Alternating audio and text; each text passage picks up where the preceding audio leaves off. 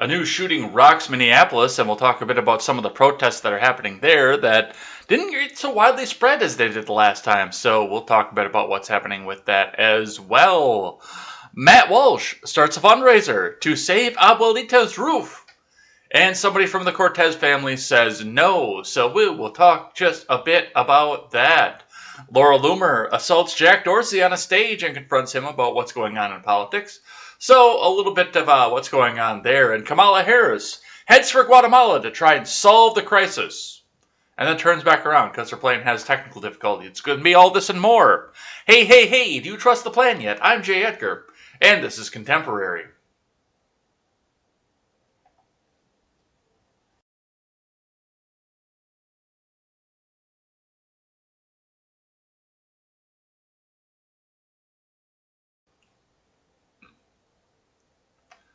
Well, good morning, everybody. Welcome to Contemporary. My name is Jay Edgar. Running a little bit behind today because, look at the top of the screen in front of you there.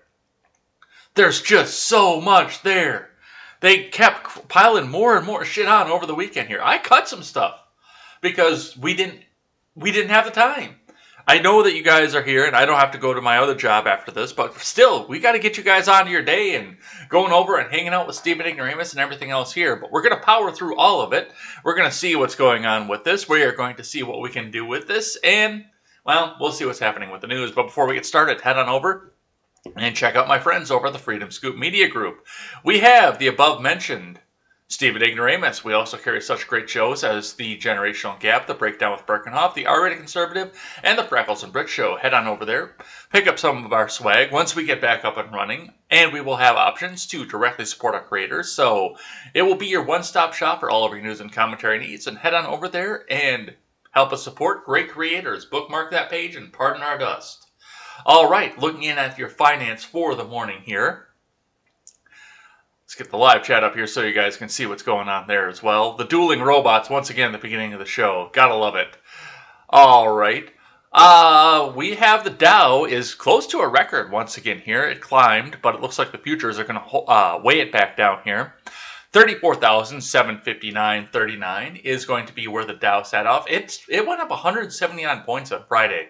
So apparently on Friday they saw some good news. We'll probably talk just a bit about what's going on there, but it looks like the futures might be going the other way. So we'll see what happens with that. On your Bitcoin is sitting at 36,395 US dollars even. That is, I believe, a slight downtick from Friday. So, sometimes they happen, sometimes they don't, but still, keep buying that Bitcoin on sale because if it explodes and balloons once again, or they keep printing, or if they turn the money printer back on, that is going to explode back up in value once again. So keep that in mind. That is not official financial advice, but hey, have a look at it at least. All right, let's see what your fuel is for the morning here. According to GasBuddy.com, your Costco, your low price leader, has gone up 2 cents over the weekend, up from $2.65 to $2.67. Otherwise, we're seeing a $2.89 in Wanakee, mostly $2.73s, and a couple other $2.67s. So gas is on a slight rise right now. Not a big deal. Possibly just a bubble and a hiccup in the system. Oh, looks like $2.66 is actually a low price leader over on Cottage Grove Road in Madison. I take back what I said before, but still, that's up from $2.65, so couple things to watch as far as your fuel goes, and your fuel prices may reflect differently, but it does look like it might be coming up on a very, very slow trickle upward. Let's see what the investors have to say from IBD to start your morning. Dow futures, market rally takes a big step. Janet Yellen says Fed rate hike a plus. Oh, this is going to get interesting. Tesla Model S Plaid Plus canceled from Ed Carson. Every time Janet Yellen says something bad happens. Dow Jones futures tilted higher Monday morning, while S&P 500 futures were about flat and NASDAQ futures fell slightly. Treasury Secretary Janet Yellen says Fed rate hikes could be a plus, echoing previous comments earlier this year. Meanwhile, Tesla CEO Elon Musk said the Model S Plaid Plus has been canceled, saying the soon-to-be-launched Plaid is just too good. The stock market rally had a dramatic turnaround Friday, with the S&P 500 closing at a record high, while the Nasdaq rebounded bullishly back above its 50-day line. Google parent Alphabet, DocuSign, Broadcom, InMode, and Dell are all near buy points. Google, Dell, and DocuSign are already flashing early entries. There you go. Dude, you're getting a Dell. Go get that new computer, guys. Notably, all five boast multiple quarters of accelerating earnings and sales growth. Superior fundamentals are a great foundation for winning stocks. On Sunday, Musk tweeted that the Tesla Model S Plaid has been canceled. Plaid Plus has been canceled. He said, "No need, as Plaid is just so good." Model S Plaid Plus deliveries have been set for mid-2022. Pushed back from late 2021, the EV maker has recently stopped taking orders on the Plaid Plus. The Model S Plaid Plus was supposed to have a 520-mile range. Using the upcoming 4680 battery cells, Tesla has promised big improvements with 4680 batteries, but mass production may not occur until well into 2022. If 4680 battery issues are the reason for scrapping the Model S Plaid, that's not a good sign for the Tesla Cybertruck and Semi. Musk also said 4680 cells will be used in some Model Y crossovers. Tesla is holding the long-awaited Model S Plaid every delivery event on June 10th after months of no Model S deliveries during an extended makeover. Meanwhile, JP Morgan analysts said wait times for Tesla buyers in China from purchase to license plate delivery have fallen in quarter two from 2 to 3 months to about a month. Tesla stock lost a fraction early on Monday, so I've got a lot of questions about that. As far as the distance goes, now, you're not getting 1,000 miles a day in a Semi when you've got the 14-hour restriction. You're not getting it. It just doesn't happen. Well, maybe. With 14 hours, well, plus you've got stops and holdovers and fuel and everything else, you're getting hard-pressed to get a whole bunch of miles. So to get that during the day on something that's going to be turning on that, I have questions about how the functionality is going to be on the Tesla Semi. But even still, how long does it take to charge that back up? How long does it take to go from beginning to end once you decide to stop for the night? I mean, 520 miles is actually kind of an adequate run. I've done more than that in a day. But that's still a chunk out of your journey. And then you go stop somewhere, you grab a hotel, or you crash on a friend's couch, or you go to a bar to try to pick up a girl. One of the three things, you go to try to do one of these things and charge up your car overnight. Hopefully it charges up overnight all the way. And then you get up and you go to the next portion of your journey the next day. So, I mean, it's not unbelievable. It's still, I think, kind of a pain in the ass. But, I mean, you think about the fact that I just drove from here to Washington, D.C. in a gas-powered vehicle and stopped twice for fuel. Was it twice or once or twice on the way down there? Actually, I think it was just once. Yeah, I stopped in Ohio and I made it the rest of the way. And then we filled up in Virginia on the way down. Yeah, so I drove from here to Washington, D.C. on one stop, and my stop took me 25 minutes. Whereas, I can't imagine that you're going to charge your Tesla battery from empty to full in 25 minutes. I know battery technology, and okay, this is new technology, so maybe there might be something different, but from empty to full in 25 minutes, that seems a little bit of a stretch to me, but I might be wrong. So I do have a lot of questions as to how this goes, and we will see what happens with Tesla as we go on. Meanwhile, Apple kicks off its Worldwide Developers Conference on Monday. Apple is expected to announce improved messaging features in its operating system updates.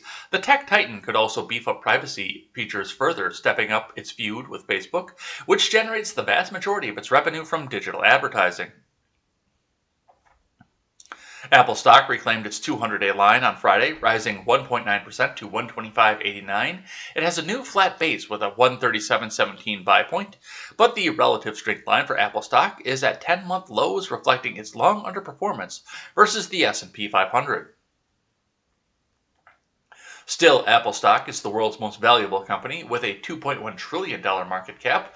If the Dow Jones, S&P 500, and NASDAQ component does start moving, the stock market rally will get a noticeable boost. Apple earnings and revenue growth have accelerated for the past 2 quarters. Google and DocuStock are on the IBD leaderboard with InMode on the watch list. Google stock is also on the IBD long-term leaders. Dell stock is on Swing Trader. Google and IMMD stock are on the IBD 50. AMC Entertainment, GameStop, Bed Bath & Beyond, BlackBerry, Workhorse Group, and other meme stocks had a big hit to massive gains last week, grabbing a lot of attention. AMC stock shot up 83% and somehow managed to close in the lower half of its weekly range. So did BlackBerry stock and Workhorse stock. Even with the declines on Thursday and Friday, AMC stock is 55% above its 10-day moving average. TD Ameritrade imposed some restrictions Friday on trading AMC stock. Meanwhile, Bed Bath & Beyond stock leapt 62% on Wednesday, yet finished the week just 13% up. GameStop climbed 12% last week. GameStop earnings are due Wednesday, with investors looking forward to what a revamped management team has to say about a possible digital-focused future. See, what did I tell you when this first started? Take that money, GameStop, and make a Steam competitor. Develop a competitor where you don't have to have your brick and mortar anymore. If people are going to put into there, and here that's what they're doing.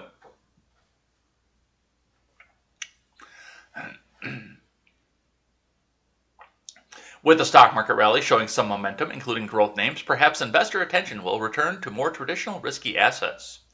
Early Monday, AMC stock and other meme stocks were a little changed. All right, we've got the spending. Yeah, I want to touch on that one just a second. And then we'll do the futures. Treasury Secretary Yellen on Sunday again made the case for President Biden's proposals for a further $4 trillion in spending. Yellen, a former Federal Reserve chief, said that if that led to slightly higher Fed interest rates, that would be a good thing. If we ended up with a slightly higher interest rate environment, it would actually be a plus for society's point of view and the Fed's point of view, Yellen said in a Bloomberg News interview. Yellen said in early May that interest rates may have to rise somewhat to make sure our economy doesn't overheat, though she quickly qualified those remarks. The Fed signaled it won't raise the rates before 2023, but could start discussing tapering asset purchases soon, though the actual taper isn't likely to start until year-end. The next Fed meeting is June 15th to 16th. They are not going to raise the rates in 2023, with a possible Trump run coming up here and the fact that it's going to be harder for banks to borrow money so they can go out and do their projects, coming into a presidency that's going to be shaky as best, whether it be the old man or his whore of a vice president.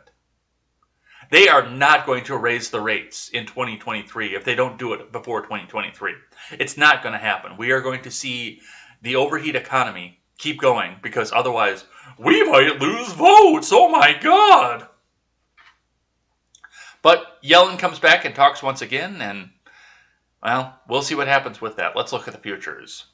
Dow futures rose 0.2% versus fair value. S&P 500 futures were a little changed, and NASDAQ 100 futures fell 0.2%. The 10-year Treasury yield rose a couple basis points to 158. After falling significantly on Friday, U.S. crude futures fell slightly after briefly touching $70 a barrel overnight. Copper futures retreated 1%. Yep. People are starting to get off their unemployment, and they're starting to pick up the cans and the bottles and the wires for recycling. And you're going to see your metal futures go down. Keep that in mind as people start desperately clawing to get into the workforce. Remember, overnight action in Dow futures and elsewhere doesn't necessarily translate into actual trading in the next regular stock market session. All right, let's see what MarketWatch has to say, then we'll get into the big news of the day. Briefly here, stock futures edged lower to start the week with Dow S&P 500 near records from William Watts. Stock index futures point to a mixed start for markets to begin the week after the Dow Jones Industrial Average and S&P finished off just shy of records on Friday. Futures on the Dow are up 31 points or 0.1%. S&P 500 are down 1.5 points, and NASDAQ were off and down 24 points. On Friday, stocks rose following a May jobs report that came in below expectations, but showed a significant pickup in job creation for April. The Dow Jones Industrial Average rose 0.7% for the week, while the S&P 500 gained 0.6%, and the Nasdaq Composite advanced 0.5%. The Dow and the S&P 500 ended the week less than 0.1% away from their record finishes on May 7th. What kind of clown world do we live in, by the way, where your jobs report is over 100,000 jobs off what you were anticipating? Because what were they saying, 640,000, and they got 500,000? What does that say when you're off by 100,000 on your estimates and you're still calling this a good thing? If this was a Republican, or hell, a libertarian, if we could actually dream about this, or Trump, who is neither. If this was anybody other than Joseph Robinette Biden Jr., this would be a massive scandal, and this would be a news story behind news story. Oh, it's the Trump economy kicking in. Oh my God, look at this. He can't create all the jobs that he said he was going to create. Oh my God, where are the jobs? Where are the jobs? I mean, we saw some of this in Wisconsin when Scott Walker said he was going to create 100,000 jobs, which I called bullshit on at the time because of the way that the federal economy was lagging on the Wisconsin economy. And yes, that's what they all did because it was Scott fucking Walker. Now, Tony Evers continues to promise jobs, and he's not getting those either. And they won't say a word to him. But for, 5-6 years under Scott Walker, where are the jobs, Scott? Where are the jobs? Why are you talking about Benghazi? It's no jobs, Ghazi. I got you on that one. So, there seems to be widespread relief from the soft payrolls numbers as the solid but underwhelming jobs report has created a Goldilocks scenario for the U.S. economy where the Fed can afford to take its time before rushing in to turn off the stimulus taps, said Rafi Boyadjian, a senior investment analyst at XM in a note. It's not stimulus anymore, it's welfare at this point.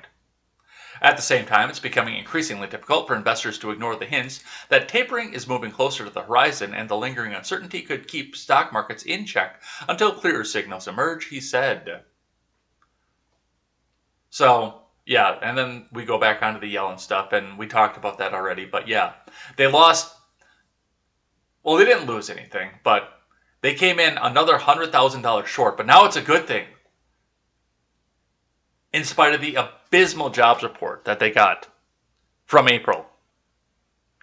The media, well, this is clown world. They don't know what they're doing. They're just trying to make sure that their simp voters keep saying, oh my God, look how great they're doing. And it's going to come to a head at some point. It's going to come crashing down at some point.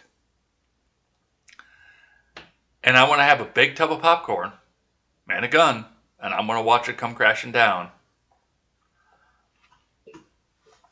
All right, let's get into the big news of the day, and we got to start on a down note. I actually wanted to start with this Matt Walsh story, but something happened over the weekend once again. Because why not? And of course, why would it be anywhere other than Minneapolis? Police shoot a black man in Minneapolis. Investigators say there's no video evidence. From the Washington Post, where democracy goes to die in darkness.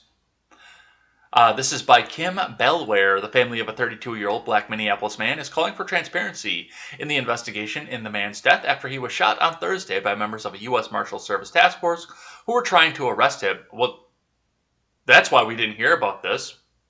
The U.S. Marshals were involved. The Biden Justice Department was involved, not the Minneapolis one.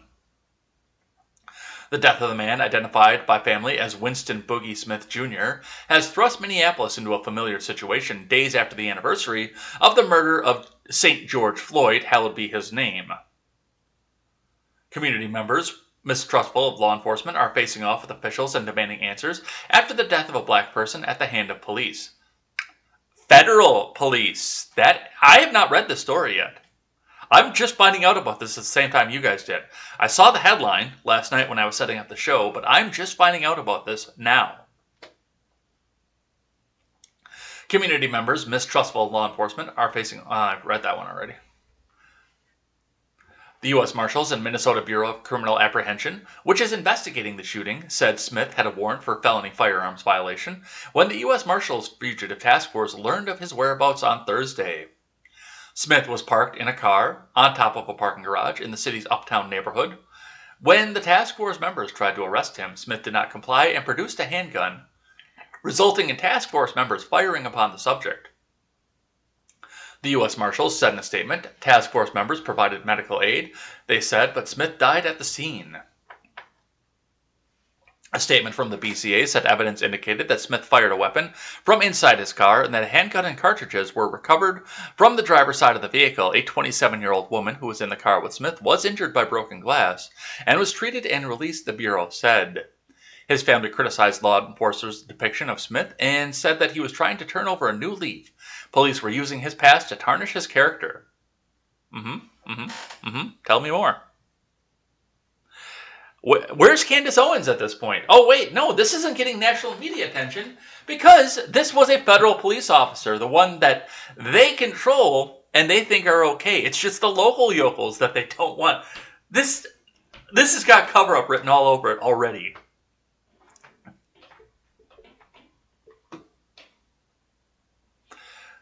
They're using his past to diminish what he was trying to do in the present, Smith's sister, Tiesha Floyd, said during a Friday news conference. Family members and friends said Smith was a father of 3 who enjoyed music and writing comedy sketches. Shelley Hopkins, who was in a long-time relationship with Smith, described him to the Associated Press as a spiritual man who cared most of all about making people happy and being there for his children. Hopkins told the news outlet that Smith had legal troubles, but that police tried to make a case against him that didn't exist. The BCA statement said there's no video evidence of how the fatal shooting unfolded, but Smith's loved ones and local activists vehemently disputed the claim. The U.S. Marshals Service currently does not allow the use of body cameras for officers serving on its North Star Fugitive Task Force. The BCA said in a statement there is no squad camera footage of the incident. Oh, I love this. I love everything about this. I love everything about this. Because this just turns the narrative on its head. I hate the fact that somebody had to lose their life and they had to do it from the government. But this just takes the entire narrative that we hear, that all cops are bastards, and that we need to publicize and federalize all of our police forces so they're all federal because these local guys are racist and they can't do this. And now we see this from a federal government employee, not a state government employee, not a city employee, a federal government employee. And the news media is sitting over here. What happened with Matt Walsh again? This is delicious, you guys. This is complicity in the news media. I can't believe the Washington Post covered this.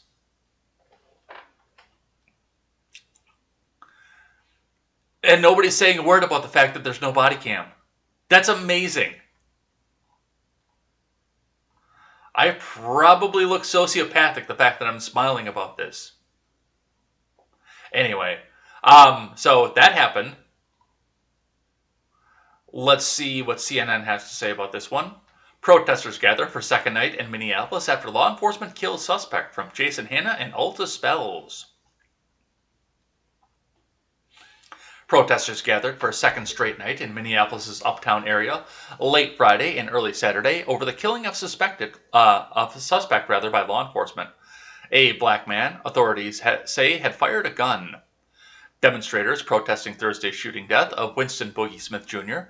blocked intersections as fires of debris burned nearby. Video from the scene showed. Minneapolis police made 27 arrests in connection with the protest, the police spokesman told CNN. The relatives of Smith have called for the release of any video of Thursday's deadly encounter, including from security cameras. Thursday's shooting happened in an uptown parking garage as a U.S. Marshals Service task force was trying to arrest Smith, who was wanted on state arrest warrant for possession of a firearm by a felon, authorities said. Though the Marshals Service did not say who was killed, the Hennepin County Medical Examiner's Office identified the slain man as Smith. Smith was in a parked car when the task force tried to arrest him. The suspect produced a handgun and failed to comply with officers' commands, and the task force member shot him, the Marshals Service said. I want to put a couple things on the table here. Now, I have said on numerous occasions, now if there's actual charge and I know I did it, and the police came for me, my hands would be behind my back so fast it's not even funny. If there's an actual charge and I know I did it. But if this is a trumped up charge, in the same situation, I probably would have shot back on the officers too. But the difference between the people who are protesting right now and the people who would look at me and say, oh, what a tragedy.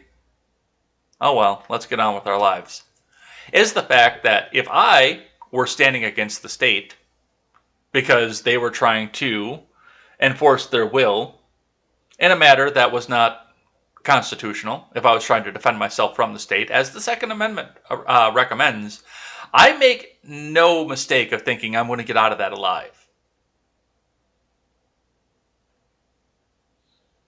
If I have to defend myself against the state, I know that's a last resort. Because I'm not walking out of that alive. And I don't know what was going through Smith's mind. But I also know that I would possibly become a martyr if the state came back after me after trying to defend myself from the state. And if this is actually a trumped up charge, which time will tell, none of the court documents are released, then Smith would theoretically become a martyr for the same cause, for standing up against the state that would persecute him for whatever reason. But I got a feeling that's not what this is going to be. And I got a feeling we're not going to know a lot about this either, because this involves federal officers. This takes away from the entire notion, because look at what's happening, especially with the Capitol Police. They like the federal police officers because the presidency can hold them accountable. They like the federal government ones. They don't like the local ones, which is completely ass backwards of what it should be, because you should have to face the officers who are arresting you in the grocery store after they come back and try to wrongfully arrest you.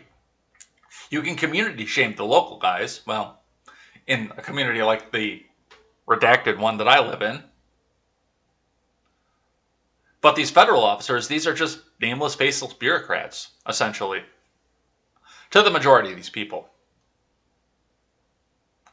But my, how the tables have turned. And I had to struggle and find a story for this. Whereas, like, when it was Derek Chauvin, it was 17 pages of just Derek Chauvin, George Floyd, Derek Chauvin. This was, that was a year ago. It was like 17 pages of news stories on that, on the first day. And then when I went to go look for this, it was the Washington Post article and the CNN article. I couldn't even find anything local on this story. So this has got cover-ups written all over it. But that's what we have going on with that. Speaking of Minneapolis, let's read one quick from the Star Tribune. City workers removed George Floyd Square barricades at 38th and Chicago in South Minneapolis. From Susan Dew, Katie Galiotto, and Paul Walsh. City crews on Thursday cleared away vehicle barriers and portable toilets to reopen portions of the sprawling memorial at the South Minneapolis intersection where George Floyd was murdered by a police officer more than a year ago. But as soon as workers finished, protesters began parking cars and piling pallets onto the street again. Oh, I kind of want to just go watch that. That seems like the kind of thing where if you got drone or aerial footage of watching the city officials coming out and moving these barricades away, and then everyone else parking the cars and piling the pallets back up. If you took a video of that and then speeded it up to double time and played the Benny Hill theme over the top of it, I bet you could get 1 million hits on YouTube if somebody went back and did that. Got that video and made it that way. At a news conference, Mayor Jacob Frey said the phased reconnection of 38th Street and Chicago Avenue with the rest of the city had been planned for months, but isn't yet complete, he declined to say when he thought traffic would return. I acknowledge that it will be a touch and go and difficult over the next several days, Frey said.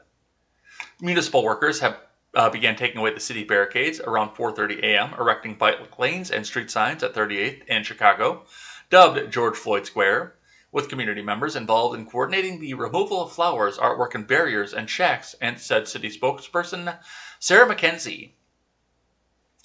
While the task was complete in less than 4 hours, protesters who have been occupying the intersection since Floyd's death weren't ready to yield, using trash bins, discarded furniture, and upended street signs.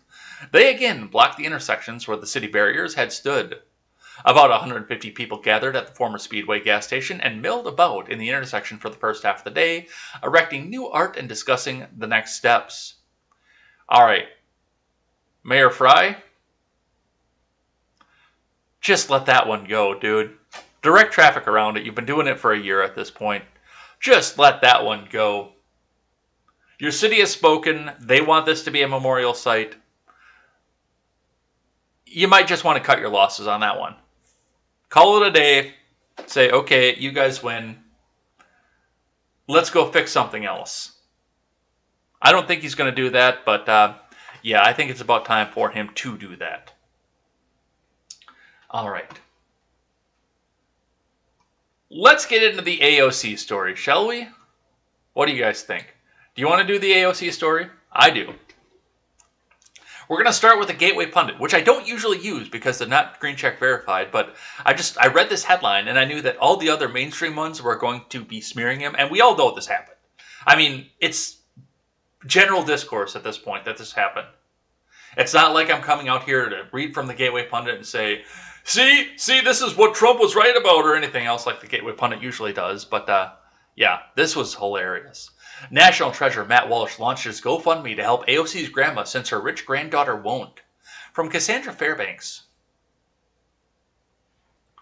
Rockstar conservative commentator Matt Walsh has launched a hilarious fundraiser to help the grandmother of the Honorable and Venerable Representative Alexandria Ocasio-Cortez de-Twitch after the wealthy socialist blamed former President Trump for her abuela's poor living conditions. As Walsh had pointed out, Ocasio-Cortez is a brand new Tesla, which averages about a $500 payment per month, yet conservatives are the ones stepping up to help her get some roof repairs, raising over $25,000 in just 2 hours.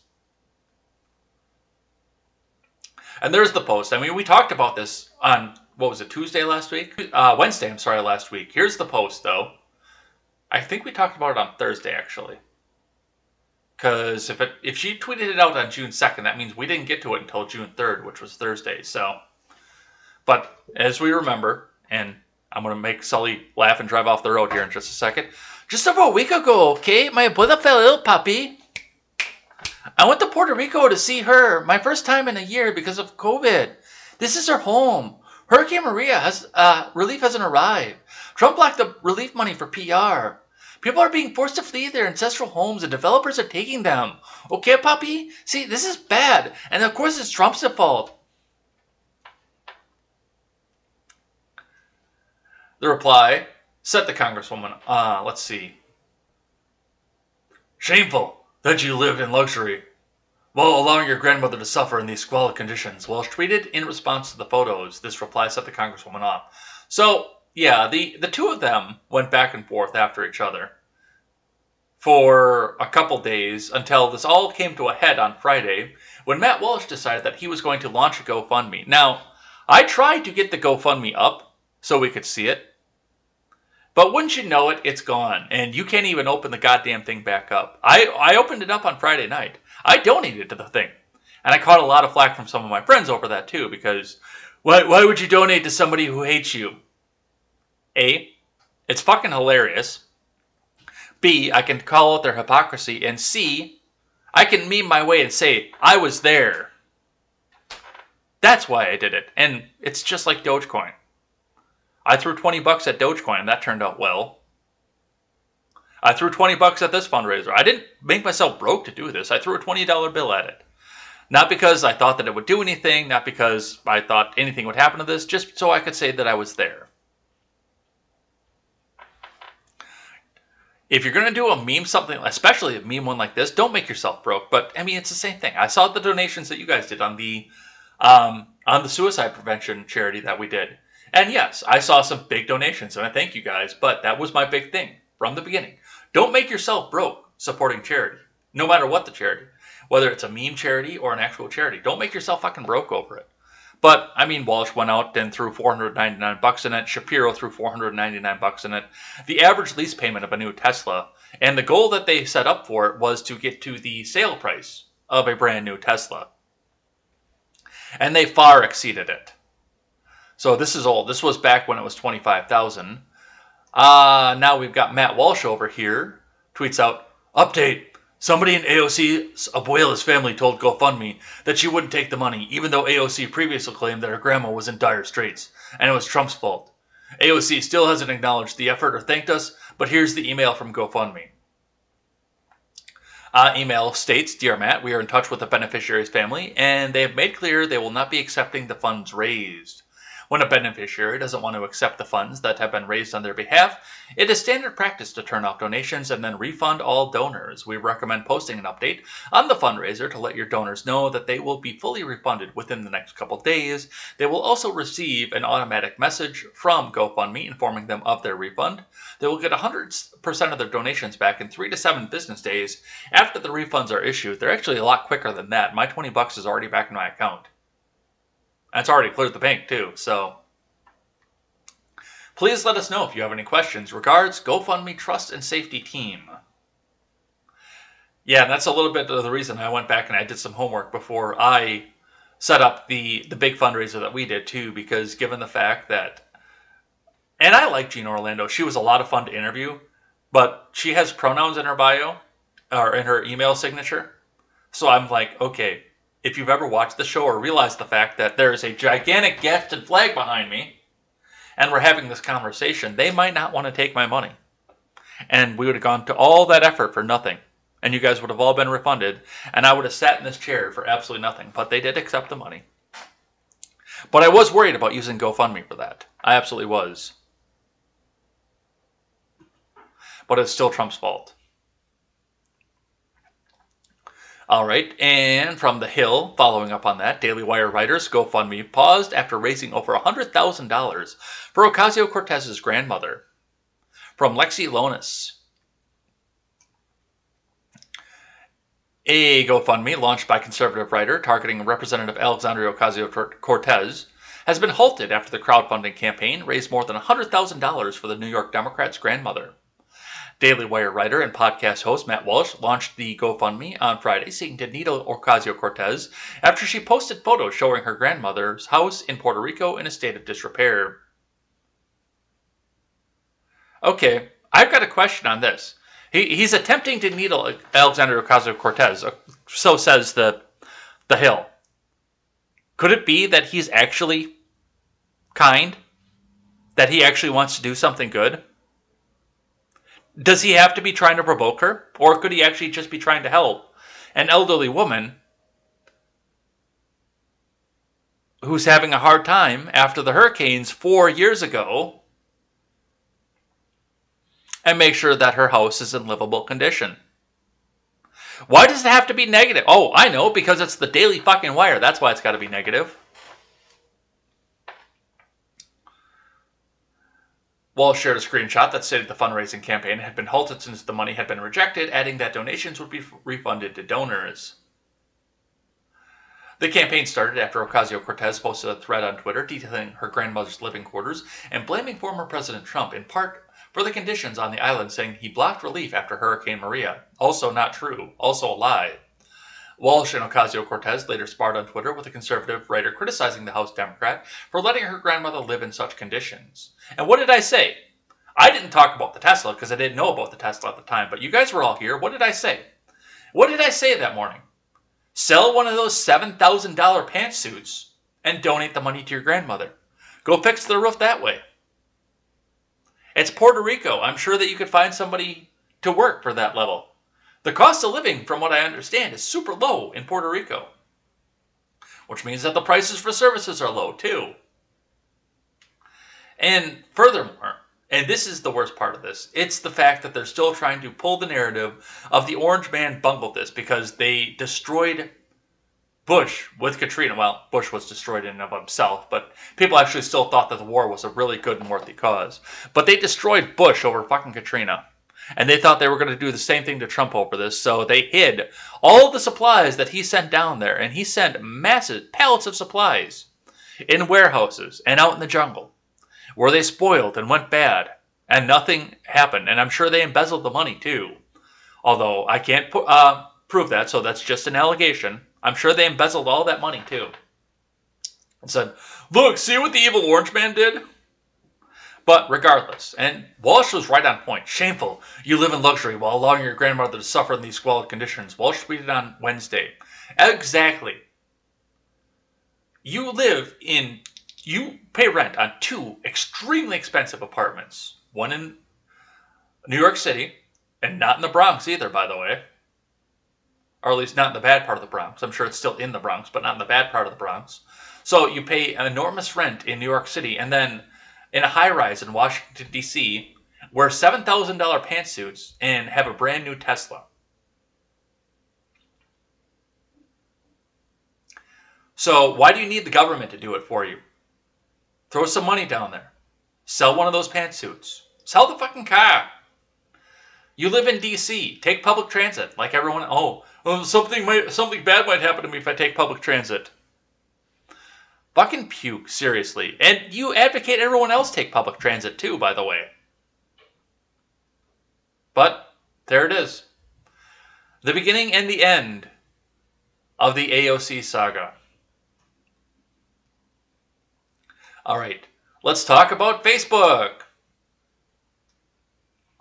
So where we last left this story, we shut down the blog site because nobody was going there. And we thought, and we talked about this on Friday, we thought that we were going to get the Trump Facebook back because it appeared again and people could see it again. And his Instagram and people could see it again. But that didn't happen. I think I have these in the wrong order.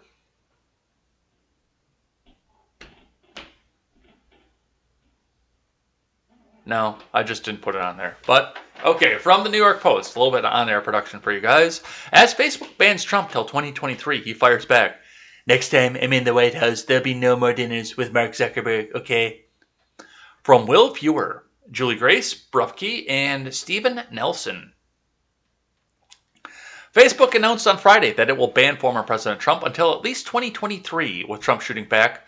Next time I'm in the White House, there'll be no more dinners at his request with Mark Zuckerberg and his wife. It will be a business. What the fuck is Zuckerberg's wife? An HP, a Hewlett-Packard? The decision means that Trump might still be able to regain access to his Facebook and Instagram accounts in time for the 2024 campaign if he seeks a rematch against President Biden. And we'll talk about that in just a second. But Facebook said it may decide to ban Trump even longer than the 2 years, and the White House press secretary, Jen Psaki, endorsed that consideration at her daily press briefing. Of course she fucking did. She's probably all fucking wet over this. Psaki said social media companies must censor disinformation, and that we learned from President... You're on social media. And that we learned a lot from President Trump, the former president, over the past couple of years about his behavior and how he uses these platforms. He feels pretty unlikely that the zebra is going to change his stripes. Over the next 2 years, we will see. Former British Deputy Prime Minister Nick Clegg, who works at Facebook's Vice President of Global Affairs, announced the 2-year ban. At the end of the period, we will look to experts to assess whether the risk to public safety has receded, Clegg said.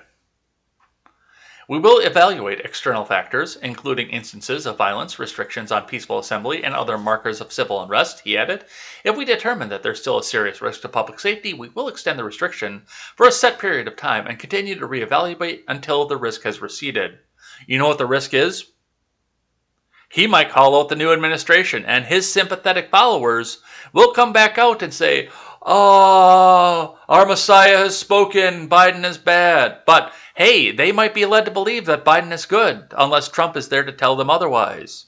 This is bullshit. And look at what we're doing with this, by the way. Do you think it's an accident that he's going until 2023? Do you think that's an accident? Just in time for the midterms to be over.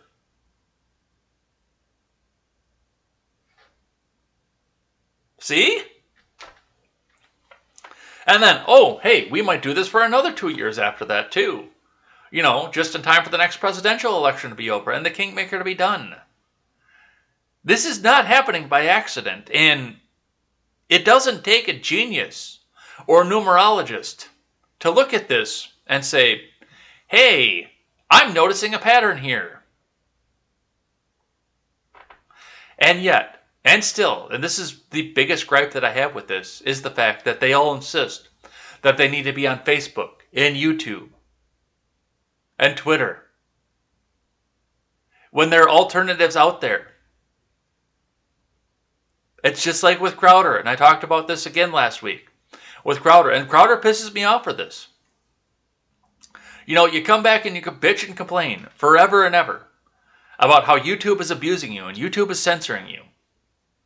Which Styx does the same thing too. But you know what Styx did while he's complaining about the fact that YouTube is abusing him and censoring him?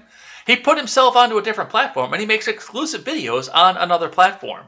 A bunch of other platforms at this point. So yes, he still goes on the platform because he's still allowed on it, even though they algorithmically demote him. And he puts content on other platforms. I can tell you the last time I listened to a Styx video on YouTube. I couldn't even tell you that anymore. Because if I go onto BitChute, especially if I go into desktop BitChute, it just autoplays them right in a row. I don't have to come back, run back, and stop Fox News in the midst of them trying to autoplay it next and give me priority content. It just autoplays all 4 videos right in a row. If I use mobile, I actually do have to stop and tap a button again because it doesn't do autoplay on the mobile platform. But yeah, on desktop, it just boom, boom, boom, boom, 4 videos right in a row, and we're done.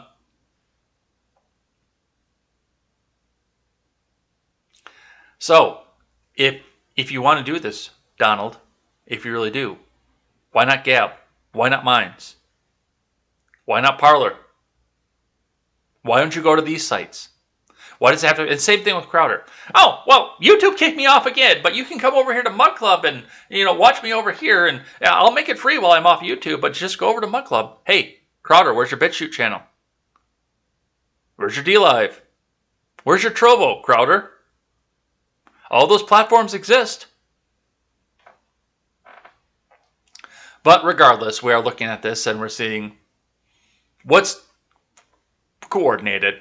Let's be honest with this. All right, let's keep going. From Fox Business, Facebook VP defends 2-year Trump ban, says lawmakers should regulate, not break up social media giant. And there it is. Regulate the social media so the little competitors can't come running back up. And it looks like everything's in the red to start off in the morning, too. This is from Steven Soros.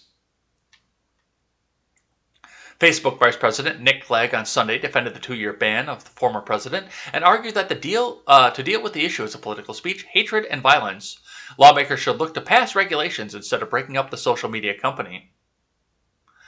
Clegg, the social media giant's vice president of global affairs, told ABC This Week anchor George Stephanopoulos, a Clinton hack, that it was important for the company to address this situation in a way that is fair, transparent, and proportionate. We understand that making a decision like this is controversial, Clegg said. It's shouted out, if you like, from both sides, from those people who feel that that Donald Trump should be back on the platform immediately, and from those who say he should be banned forever. It receives criticism from all sides. Trump was banned from the platform indefinitely after rioters stormed the Capitol in Washington, D.C., and by stormed, I mean were let in by the police. On Friday, the company upheld its suspension of Trump's Facebook and Instagram accounts for 2 years before it will reassess, citing his praise for people who engaged in violence. Let's have a listen. Let's get a response now from Facebook's Vice President for Global Affairs, Nick Clegg. Nick, thanks for joining us this morning. You heard President Trump right there. What's your response? Well, look, of course, we understand that making a decision like this is controversial. It's shouted at, if you like, from both sides, from those people who feel that Donald Trump should be back on the platform immediately, and from those who say he should be banned forever. It receives criticism from all sides. But, in a sense, our job is not to take these decisions with an eye to, which side of the political aisle is going to agree or disagree more with us, but just to do so in a way that is fair, transparent, and proportionate, in line with our rules, and crucially, is responsive to the comments and criticisms that Facebook received when we first suspended Donald Trump from Facebook, from the Independent Oversight Board, who said about a month ago, when looking at this case, they said, look, Facebook was right to suspend Donald Trump because of the exceptional and very grave circumstances in early January on the Capitol, but that Facebook was wrong to do so in an indefinite way, in an open-ended way, and that we needed to come up with clearer due process, clearer standards, clearer penalties, which we've now done. We've now set out what penalties would apply to what I hope hope will remain these very rare cases where a public individual uses our apps and services to say things in a way which foments, or in his case, praises rioters who were involved in violence ongoing at that very time. And we've now laid out those penalties and explained why we think in this particular case the most severe penalty is justified. That's all right. That's enough of that. And this, it's not the problem of, okay, well, you got kicked off of Facebook, and I think you should be on Facebook forever. It's not that for me. I look at this. Vivek Ramaswamy joins us. Right, Vivek.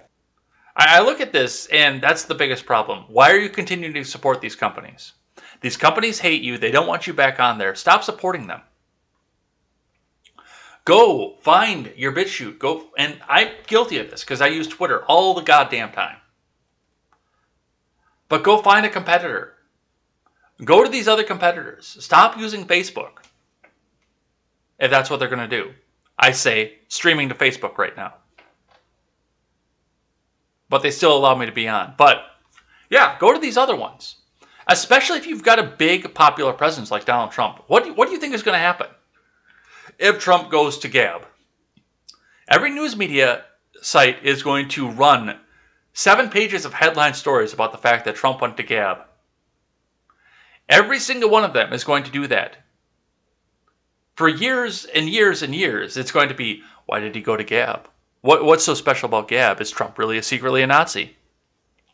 Meanwhile, people will flock there in droves. And what have I been saying since the beginning of this channel? I can tell you what I've been saying since the beginning of this channel, is that Trump saved Twitter, not Facebook. He saved Twitter because he liked to use Twitter. And it was circling the drain before he came down the escalator.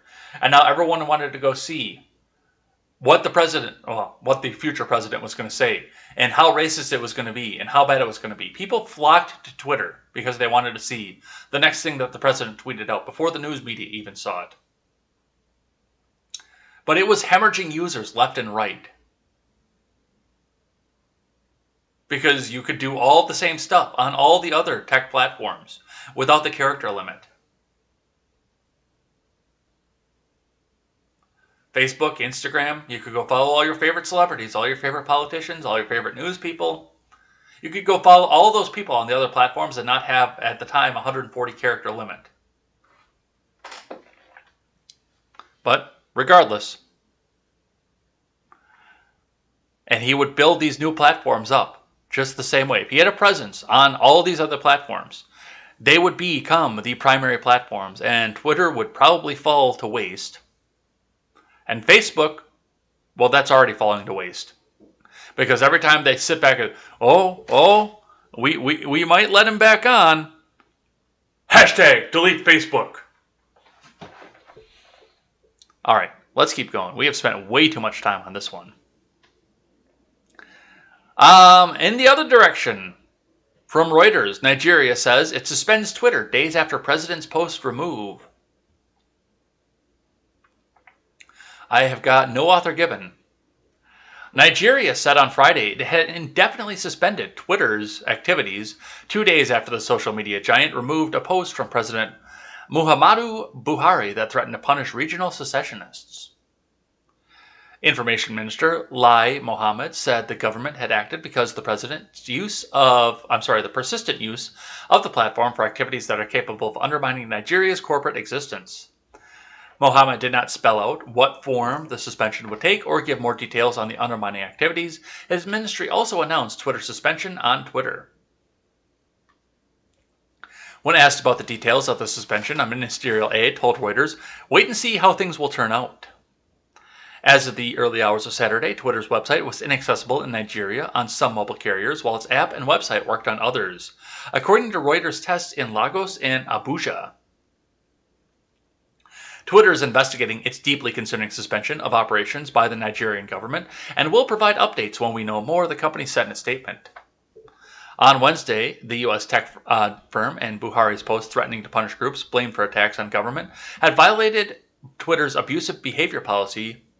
In April, the information minister reacted angrily when Twitter chose neighboring Ghana for its first African office. He said the company had been influenced by media representation of Nigeria, including reports of crackdowns on protests last year. Demonstrators calling for police reform had used social media to organize, raise money, and share alleged proof of police harassment. Twitter's chief executive, Jack Dorsey, tweeted to encourage his followers to donate. What's funny about this, and I didn't go and grab the tweet because I figured it would be in the article, but of course, once this happened, Twitter is out there, and the first thing they did was come out and say, well, it's a bad thing that Twitter is blocked in Nigeria because having access to Twitter is a basic human right. Having access to the communications platform is a basic human right. Bitch, you kick people off for calling other people bad words. What do you say to the people who you've already kicked off? Are you going to tell them that it's a basic human right for them to be on your shitty fucking platform? Explain this to me. Explain to me while you get to decide who's on the platform that's a basic human right, and the government, who you are abusing, does not. Because I'd love to listen to your explanation. I'm sure that you don't have one, but I'd love to listen to this and see what it is that you actually have to say. I suspect it's actually nothing, but, you know, that's Twitter for you. All right. From NPR. We got to see what's going on here. Trump returns to the campaign trail with election lies and dark warnings. This is from Domenico Montanaro. And remember, NPR needs your money more than you know, and they need your money more than you do. They get their government grants, but it's just not enough, and you need to donate. Look at that big red donate button right up at the top. Doesn't that just make you want to reach up and give? Make yourself broke donating to NPR. I told you earlier, don't make yourself broke donating to charity, but do make yourself broke donating to NPR because they need your money more than you know. So make sure that you donate our money, comrade, because it's not yours. National Progressive Radio tells us it is our money, comrade. All right, let's see what Domenico has to say. A day after being suspended from Facebook for a total of 2 years, former President Trump returned to the political arena Saturday night, furthering election lies and returning to a cynical and dark view of America. So much objectivism.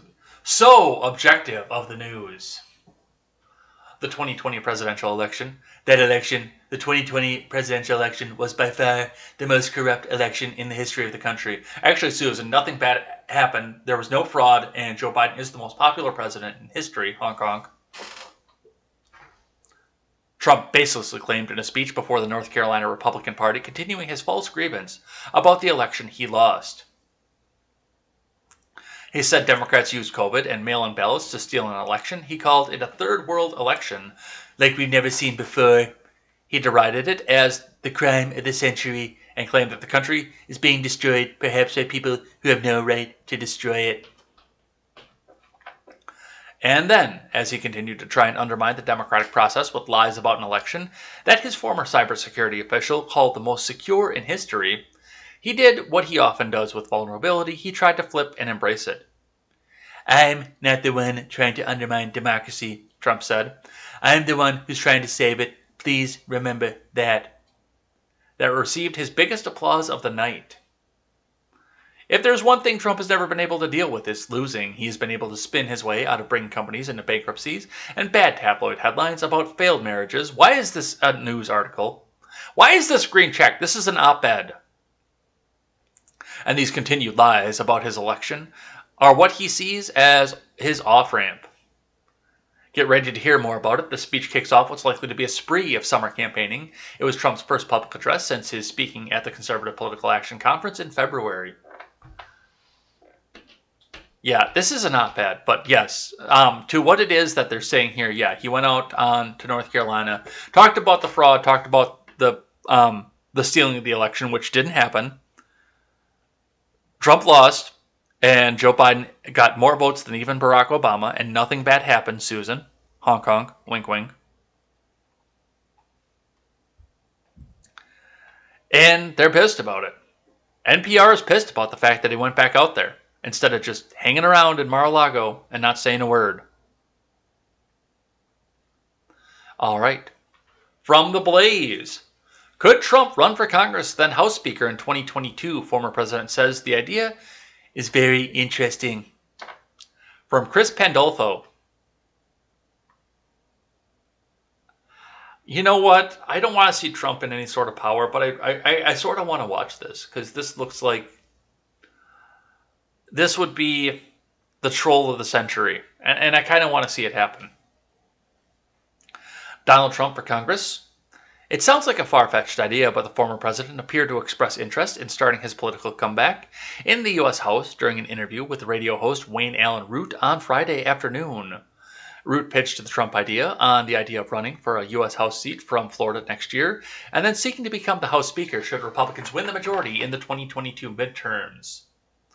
From that position, Root said Trump could wipe Biden out as Republican leader, and then run for president again in 2024. We're going to get a reality show out of this, aren't we? Why not, instead of waiting for 2024, and I'm hoping you'll run in 2024, but why not run in 2022 for the U.S. Congress?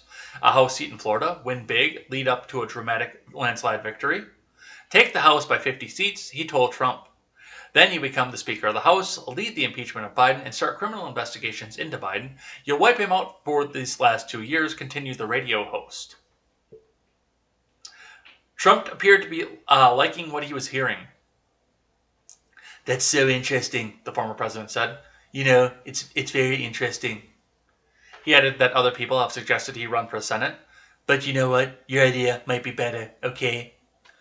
Root isn't the first person to float the idea of Trump running for Congress back in February of 2016. Trump campaign strategist Steve Bannon told a group of Republicans in Boston that Trump should unseat Speaker Pelosi and launch an impeachment investigation into Biden. We totally get rid of Nancy Pelosi, and the first act of President Trump as Speaker of the House will be to impeach Joe Biden for his illegitimate activities of stealing the presidency, Bannon said. Yeah, that wasn't Trump, that was Bannon. I don't know. I can't with this. For God's sakes, Marjorie Taylor Greene would probably be a better Speaker of the House. Especially, and this is part of the problem that I have with this. It's not the fact that I don't want to watch the show. I want to watch the entertainment, I really do. But this goes on to the same line as what we're seeing with Liz Cheney right now, where Donald would not be a representative for the district that Mar-a-Lago is in if he was in this because of his high profile and the fact that he's a former president, the fact that he's used to having a national audience. He would not be representing his district. Alexandria Ocasio-Cortez doesn't represent her district, and I complain about her for that. Liz Cheney does not represent her district, or her state, I should say, in her case. So many of these people don't represent their districts or their states. They just represent general Republican policy. And that's what, that's what Trump would be doing. He wouldn't give a fuck about the district that Mar-a-Lago was in. He'd be going in for a way to do this on a national stage, and do it on a national stage again.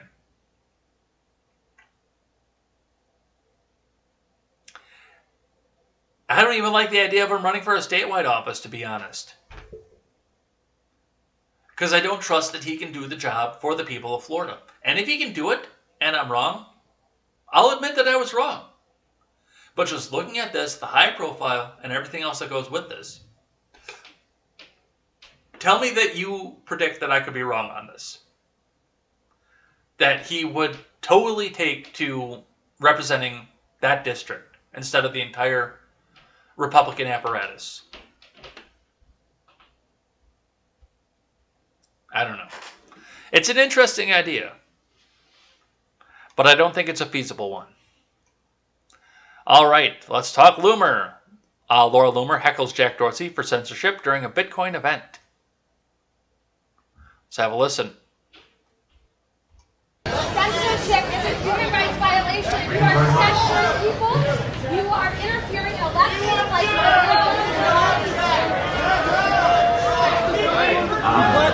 Well, why don't we just go right to that? I was going to talk about it later. Censorship is a human rights violation. You are censoring. So there was that. All right, let's grab one from Newsweek. Laura Loomer ambushes Twitter CEO Jack Dorsey, accuses him of election meddling. From Catherine Fung. Far-right political activist Laura Loomer heckled Twitter CEO Jack Dorsey during the first day of the Bitcoin 2021 conference and accused him of meddling in the 2020 presidential election. After Dorsey took the stage Friday in Miami for a discussion about Bitcoin as the native currency of the internet, he was interrupted by someone in the crowd who later identified herself as Loomer. "How can you say this currency is for everyone in the world when you're the king of censorship?" Loomer shouted from the crowd. "Bitcoin is about decentralization, and you have no right to be here today speaking about this." Well, where's the lie? As the conference organizers tried to regain control of the room, Loomer was heard telling Dorsey that censorship is a human rights violation and you are interfering with elections. When the audience quieted down, Alex Gladstein, the chief strategist officer at Human Rights Foundation, who joined Dorsey on stage, shifted the conversation to censorship and social media. Can social media be more like Bitcoin? Bitcoin is censorship resistant. Nobody controls it. What's your thought on that? Gladstein asked Dorsey.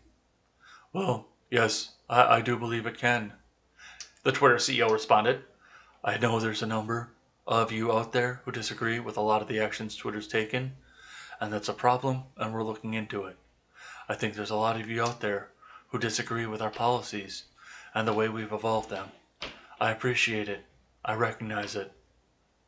Dorsey's remarks were met with cheers and applause from the audience.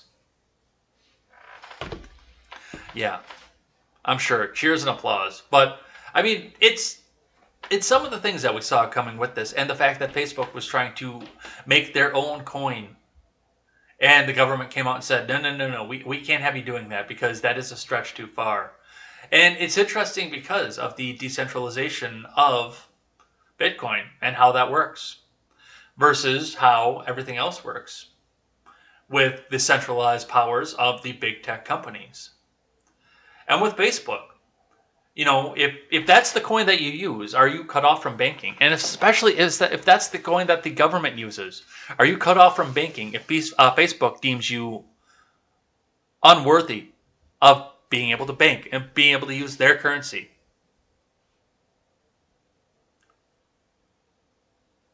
But regardless, good on Loomer for calling him out. Really, honestly. I like that. I actually like seeing that. All right, let's grab one here from Fox News. McEnany, women in Biden admin get glowing profiles after hit pieces for female Trump officials. Yeah, there's that. From Kristen Altus. Former White House press secretary Kayleigh McEnany responded on Friday to reports that successor Jen Psaki was having her picture taken by celebrity photographer Annie Leibovitz for a magazine profile, noting that she and other women in the Trump admin never received inquiries for magazine profiles or spreads. Well, to be fair, there's been a spread of Melania, and I've seen it. And it looked very nice, by the way. A White House reporter tweeted Leibovitz was at the White House to photograph Psaki. She also shot Vogue covers for Michelle Obama and Kamala Harris. Instead of glowing profiles, there were hit pieces repeatedly, time and time again, McEnany said, on Outnumbered. McEnany said mainstream media outlets display exaggerated flattery towards the Biden admin. It's just so sad that you have fawning press corps like this, the fawning media sycophantically covering members of the Biden admin. McEnany said they asked Jen Psaki yesterday about Joe Biden's cat. I mean, it's incredible the kinds of questions that they ask.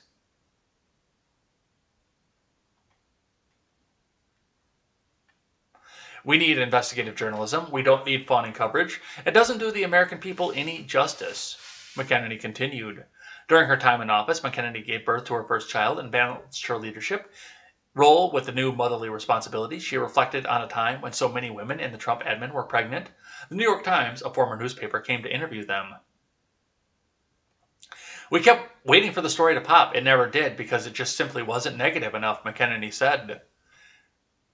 The New York Times reporter Maggie Haberman tweeted last year about how refreshing it was to see women like the Biden campaign manager Jen O'Malley Dillon having kids and an intense job. McEnany replied with a picture of her pushing a stroller in the White House. Sarah Sanders was a working mom. Stephanie Grisham was, and Morgan Ortagus was pregnant during her final year at the State Department, McEnany said. But Maggie Haberman seemed to have forgotten about that. And there's the picture right there. Ortegas, a former State Department spokeswoman, agreed. And that's really what it is, too, because Jen Psaki is a moron. She doesn't know what she's doing, but she's getting the Vogue cover. She just circles back around and around to everything. And I had some of my criticisms with Kayleigh McEnany. I know a lot more of you people like Kayleigh McEnany than I did. I had my criticisms for her. I had some of my criticisms for Sanders, but I did like to watch her punch around Jim Acosta in the press room. But regardless, one side gets glowing profiles and the other side gets hit piece after hit piece. Because that's what sells magazines and website clicks. So yeah, I understand it. I understand what they're doing and what they're trying to come up with this, where the Democrats are all the good guys and the Republicans are bad guys, but, here it is. All right, let's grab one from the Associated Press. Let's talk Manchin. Manchin's opposition of Cloud's future of Democrats' election bill. I have got no author given. A key Democratic senator says he will not vote for the largest overhaul of U.S. election law in at least a generation, leaving no plausible path forward for legislation that his party and the White House have portrayed as crucial for protecting access to the ballot. Voting and election reform that is done in a partisan manner will all but ensure partisan divisions continue to deepen, Joe Manchin wrote in a home state newspaper, the Charleston Gazette-Mail. He wrote that failure to bring together both parties on voting legislation would risk further dividing and destroying the republic we swore to protect and defend as elected officials. The bill would restrict partisan gerrymandering of congressional districts, strike down hurdles to voting, and bring transparency to murky campaign finance system. Among dozens of other provisions, it would require states to offer 15 days of early voting and allow no-excuse absentee ballots, none of which is constitutional, by the way. Democrats have pushed the legislation as the antidote to a wave of restrictive state voting laws sweeping the country, many inspired by former President Trump's false claims of fraud in his 2020 election loss. Senate Majority Leader Charles U. Schumer has pledged to bring the election bill to a vote the week of June 21st, testing where senators stand, but without Manchin's support, the bill has no chance of advancing. Republicans are united against it. And so is the Constitution, and so is the Supreme Court, by the way.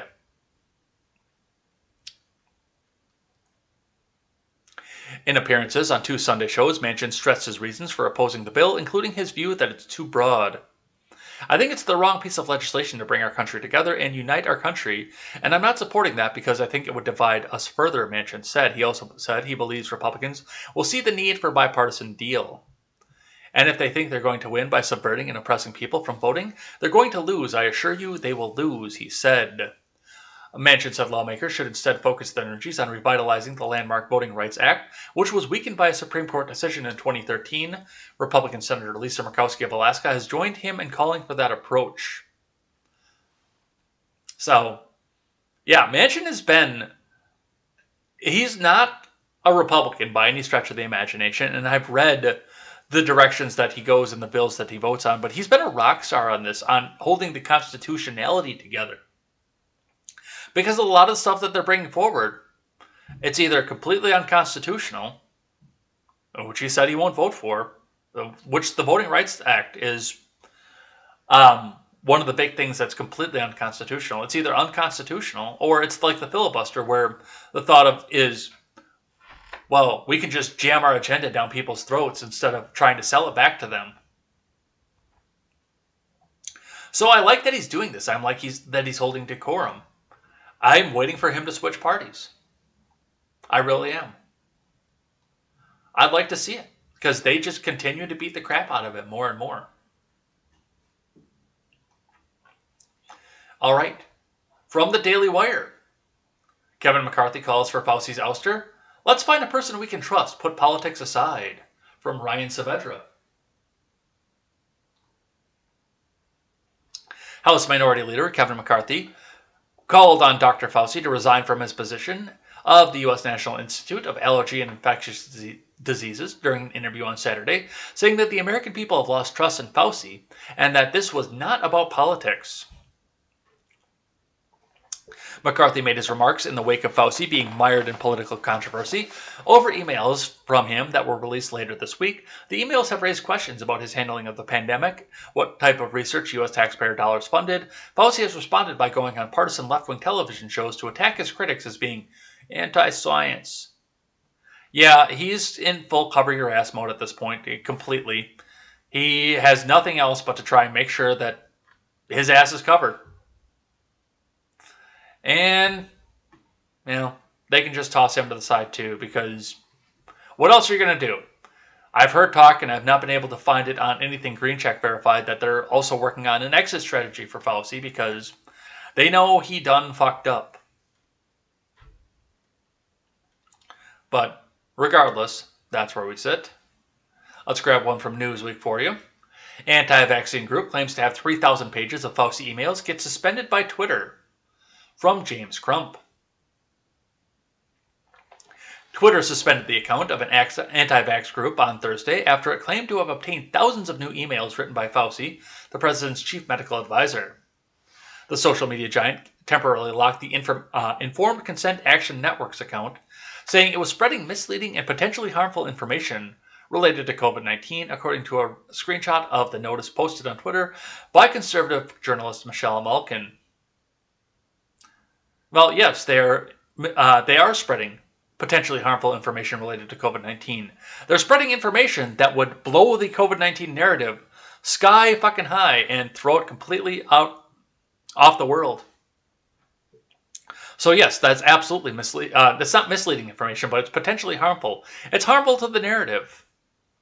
The suspension came after ICANN tweeted it would be publishing 3,000 pages of Fauci emails obtained via the Freedom of Information Act. The message would provide further insight into Fauci's actions on COVID, vaccine safety, and more, ICANN wrote on the now-deleted post.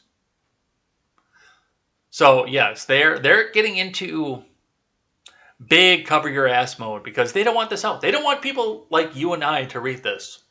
They want people to go out there and say, okay, I heard this on the news story that this was a giant nothing burger, and I don't have to worry about this anymore. That's what people like Twitter want.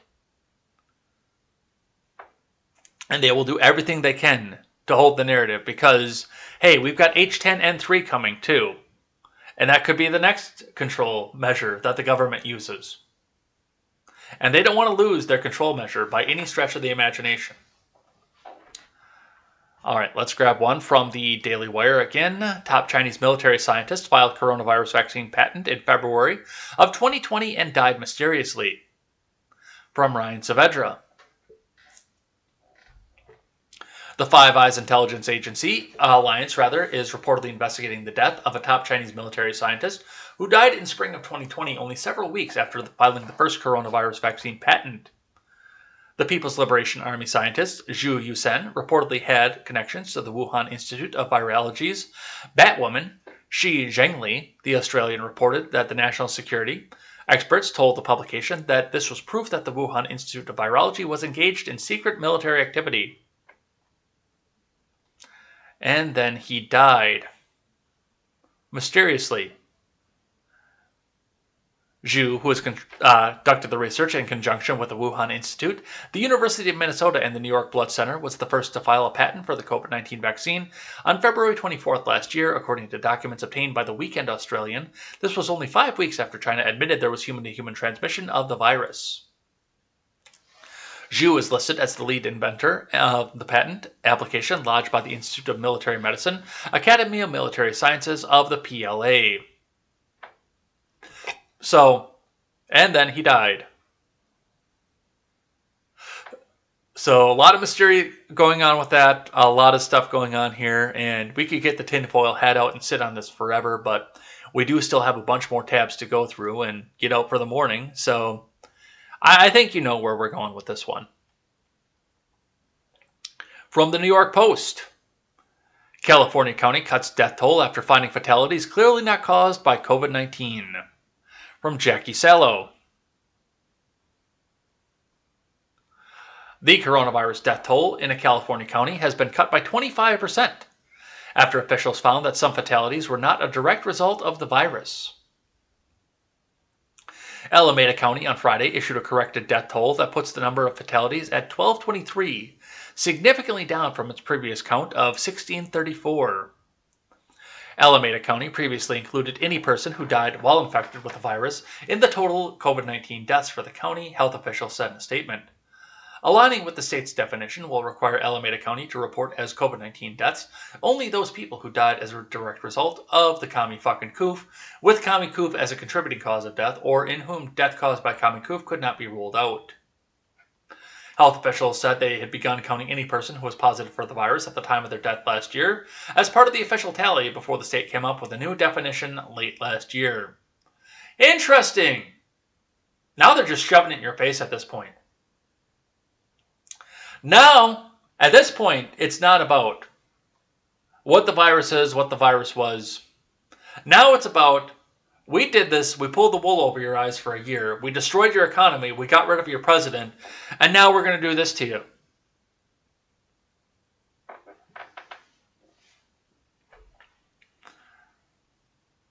What a load of bullshit.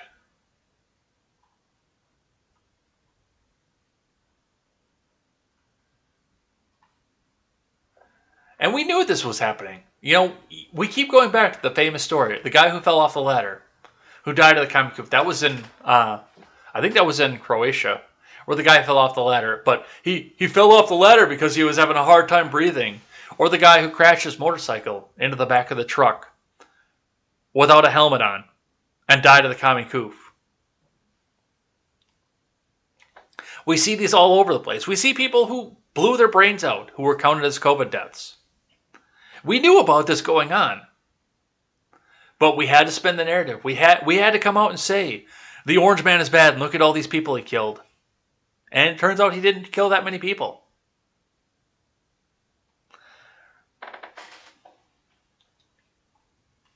All right, let's grab one from the Miami Herald. Speaking of the commie coof, Royal Caribbean reverses won't require passengers on U.S. cruises to be vaccinated. From Taylor Dolven. Royal Caribbean International will no longer require any of its cruise passengers to be vaccinated for the commie coof as it previously had planned to do.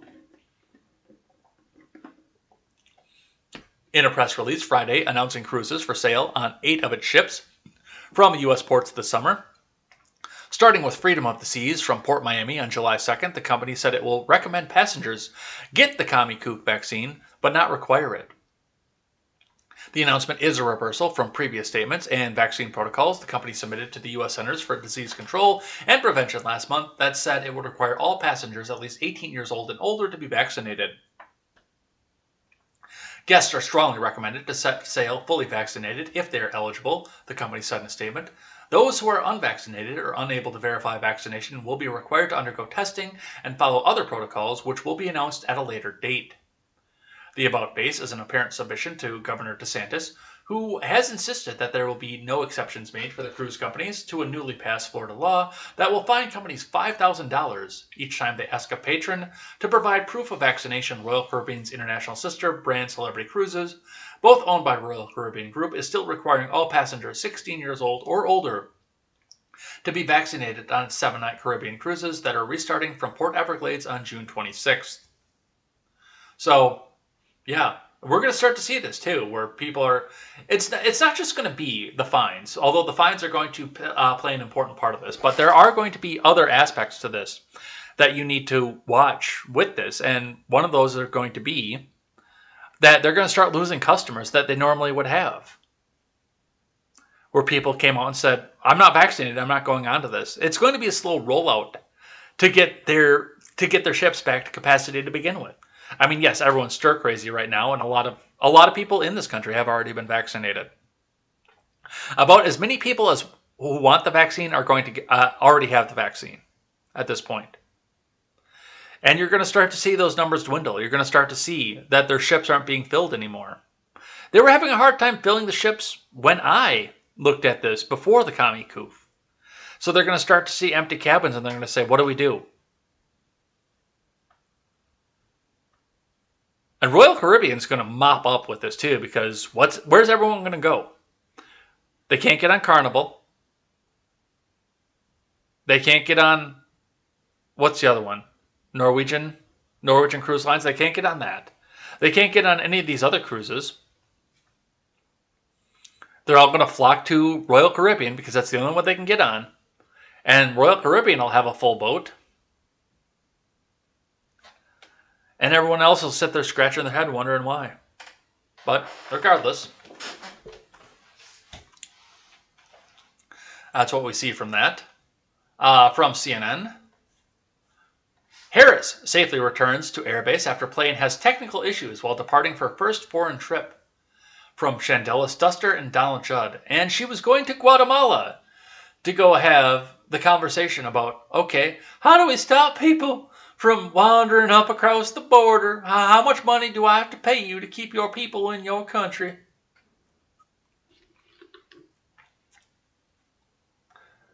From Shandelis Duster and Donald Judd. Vice President Kamala Harris, who was en route to Latin America on Sunday, safely returned to Joint Base Andrews after her plane had a technical issue, according to Harris's chief spokesperson and senior advisor, Simone Sanders. It is a technical issue. There is no major safety concerns, Sanders said, adding that the vice president would be switching planes to continue the trip. A spokesperson for the vice president declined to provide additional comment. The print pooler on board Air Force Two reported that there was an unusual noise that came from the landing gear when we took off, but the landing back at JBA was completely normal. Harris deplaned at Air Force Two around 3:06 p.m., saluting a Marine. Everybody good? She asked reporters. I'm good. We all said a little prayer, but we're good. Harris boarded a new Air Force Two at 4:19 p.m. per the print pooler, and the plane departed shortly after, putting Harris 2 hours behind schedule. Harris will be in Guatemala and Mexico this week, her first foreign trip as vice president, amid political pressure to stem the flow of migrants to the U.S.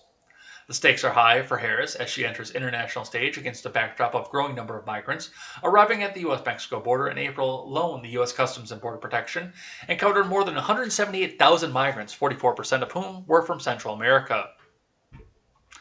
So she's actually going and doing it. She's going to go do something. We don't know what it's going to be. She still hasn't visited the border. But she's going to go down there and go talk to these world leaders. And like I said, how much money do I have to pay you to keep your people in your country? And how many of my clothes do I have to take off? All right, let's grab one from the Texas Tribune. Allen West resigns as chair of the Texas Republican Party, says he's mulling a statewide run. From Patrick Svitek. Texas GOP Chair Allen West announced his resignation on Friday morning and said he's considering running for another office, potentially one that is statewide. During a news conference here, West said the statewide run is one of the things that I have to go to the Lord in prayer, he said. It would be very disingenuous with so many people that have asked me to consider something to not explore a run. Many men from Georgia, many men from Texas came here to serve the great state of Texas, so we're going to consider it, said West, who grew up in Georgia. He added that he was announcing his resignation effective next month so that there is no conflict of interest as he weighs his next political move. Senator West, perhaps? West, who has been most frequently discussed as a potential challenger to Greg Abbott, declined to say whether he was eyeing any particular statewide office, though he told a radio host early Friday that the host was safe to assume West was mulling a gubernatorial run. At the news conference, West also did not say whether or when he would announce a decision on his next step, telling a reporter with characteristic combativeness that his timeline is in my head and not in yours yet. So, I know a lot of people wanted to speculate on this to say that West was embroiled in some sort of scandal, that he was doing something wrong, that he was embezzling money or something, but no. It just looks like he's going to go run for either governor or senator at this point, so we will see what happens with that. From NBC 11, CBS 13, and Fox 9, all rolled into one channel from KYMA. VP Kamala Harris's diplomacy faces technical difficulties. We read about that already. Let's drop that one. Especially as full as the show is. Let's stop that one. Let's talk about AMC. AMC CEO Adam Aron caught wearing no pants to a Zoom meeting. Between $6 billion of cash that we brought into AMC between January and May by using shares. That's very good for AMC. That strengthens AMC. that helps make sure that our long-term future is very bright. And right now, we don't have that. We don't have that tool at our disposal because we've used up all of but 46,000 shares that have been $1 billion of cash that we brought into AMC between January and May by using shares. That's very good for AMC. That strengthens AMC. That helps make sure that our long-term future is very bright. And right now, we don't have that. We don't have that tool. He's not wearing pants. That's it. That's the tweet. I am wearing pants, by the way. Just so you know. From Crossing Broad, Adam Aaron did not appear to be wearing pants on this Zoom call. From Kevin Kinkhead.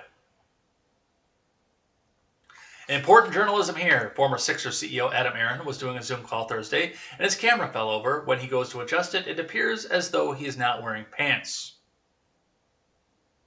Fantastic stuff, but the real question is this. Is this a violation? I think the answer has to be no. There are no rules stipulating that you must wear pants while video conferencing, and so this does not go down as a violation in my book. For some background here, we used to have a television anchors who would wear a suit and a tie, but then go with flip-flops because they knew the camera wasn't shooting anything below their knees. Or sometimes they would be on the desk for the entire show, but they could get away with a shirt, tie, jacket, and they'd just throw on some shorts instead.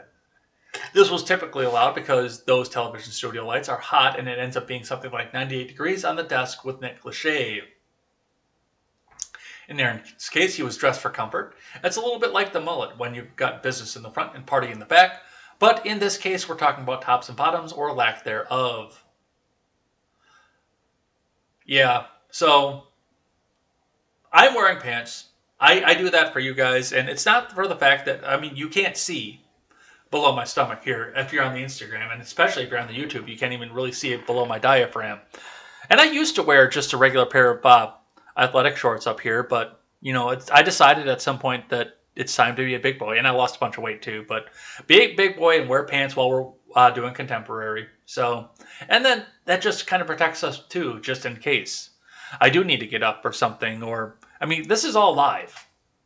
So there's no script, there's no producers here, there's nobody to cut the camera off, and if somebody beats on the door or the feds come in to try to raid the place, I don't want to get up here in front of you guys in my underwear. That wouldn't be right to you guys. So, I mean, I do it out of a level of respect. But that's what we have. But Adam Aaron did get into the news otherwise.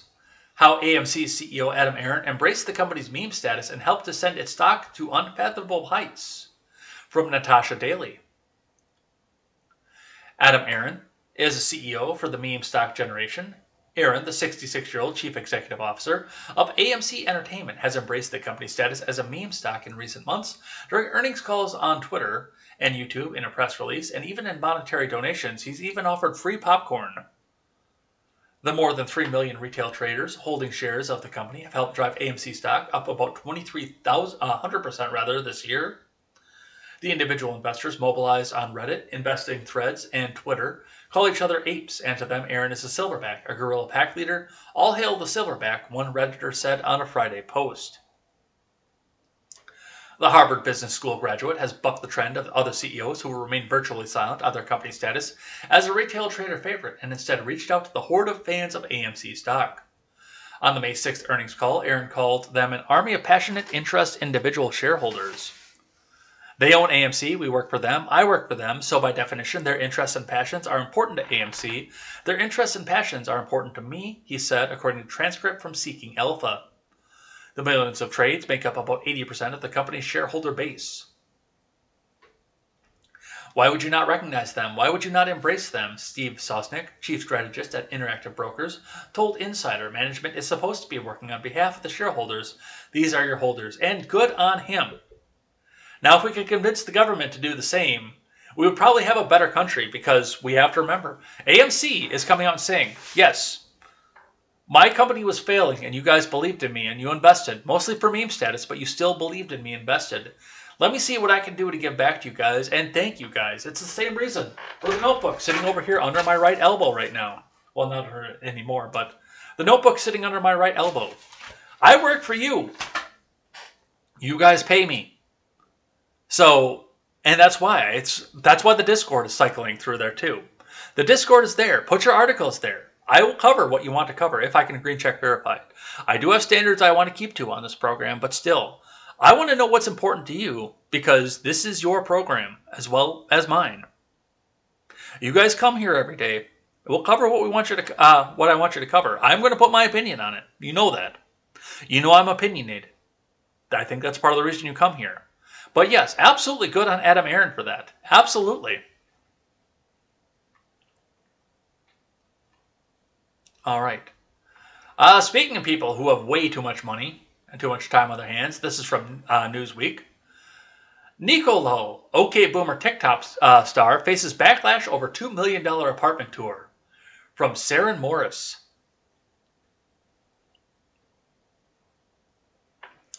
An internet star who went viral for a video supporting Vermont Senator Bernie Sanders has come under fire for giving her fans a tour of what she says is her $2 million apartment. Nicole Sanchez, who's better known by her username Nicolel, is the TikTok star who became viral behind the viral OK Boomer video, in which she danced wearing a Bernie shirt. The video has been viewed more than 50 million times on Twitter since it was uploaded in March of 2020. If you haven't remembered, if you've forgotten, this is the video. Whatever you say, Boomer. Okay, Boomer. Yeah, Boomer. Whatever you say, Boomer.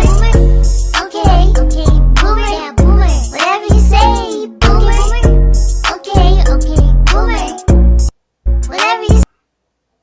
I remember distinctly at the time that video came out that I could feel my vote changing. I mean, don't argue. That girl is hot. She's not completely my type, but she's still attractive. And I know a lot of other people who have a lot lower standards than I do, who could sit here and say, yes, Goddess, I will vote for whoever you tell me to. Well, she's also, she's on TikTok, she's on Twitch, and she's pulling massive money from both platforms, I promise you. Because, yes, now she is running around showing off the fact that she's got a $2 million apartment. She also danced to a song the year after it went viral, wearing a t-shirt from Alexandria Ocasio-Cortez's official merchandise that read, Tax the Rich. On Tuesday, Nicolo shared a video to YouTube titled $2 Million Apartment Tour, My New Apartment.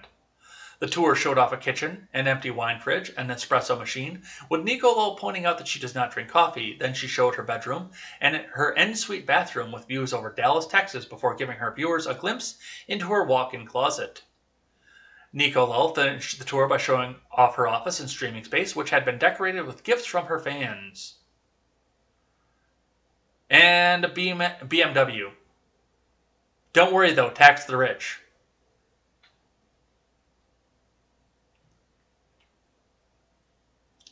The video has been met with backlash from social media users and has received 14,000 thumbs down on YouTube compared to 2,000 thumbs up.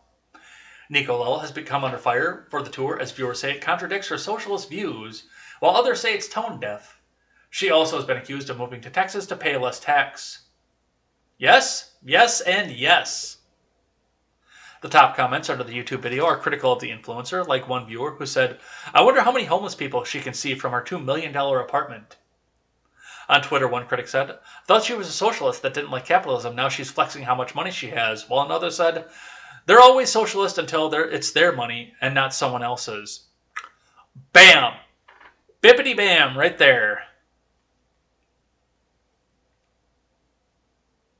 Nicolo explained her views in a video uploaded in March and suggested that she hasn't changed her political views despite making more money. Of course she hasn't.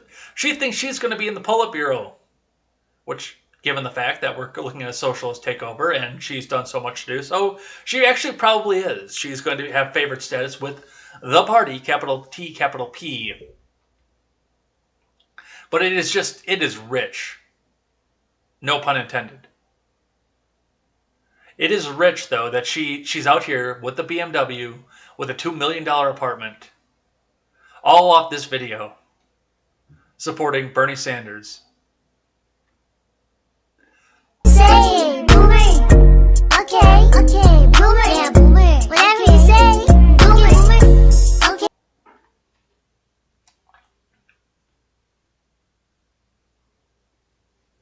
So that's what we see coming back off of that. All right. The Chill Gamer, the Chill Anarchist over in the Discord put this one in, and I thought it was interesting enough that we should actually have a look at it here. I promise you this is the first time that we've had Teen Vogue on this program, and it is 97% likely this will be the last time we read from Teen Vogue on this program. But it was interesting enough. It caught my attention enough that we do need to look into this one here. The U.S. needs a new constitution to address the fundamental wrong of slavery. From Victoria Abraham.